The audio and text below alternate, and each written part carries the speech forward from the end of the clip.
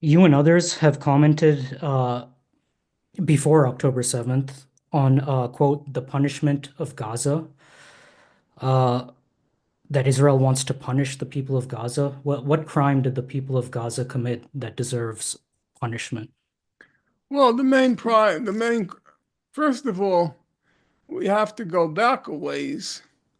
Uh, Israel has always sought, when I say always, I mean since 1967, they have sought to divide the Gaza from the West Bank.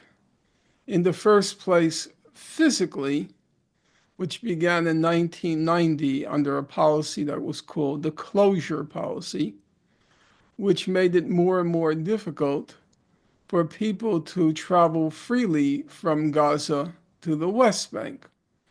And the assumption was if you weaken the physical link between the West Bank and Gaza, you would also weaken the political unity of the West Bank and Gaza, and thereby it would make any kind of settlement along the lines of the international consensus, namely two states on the June 1967 border. It would make that settlement that much weaker because Israel can always claim, who are we supposed to negotiate with?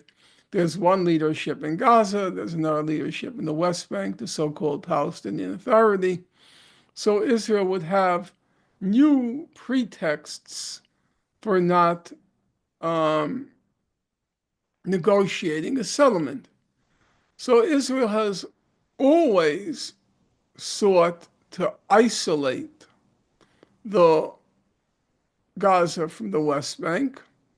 And then, secondly, uh, Gaza has or had resisted Israel's attempts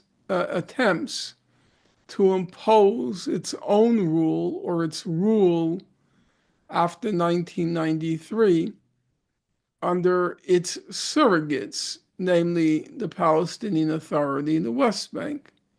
And in 2006, the Palestinians in Gaza, they voted out the Palestinian Authority and voted in Hamas, which had run on a platform of reform because the Palestinian Authority is so corrupt.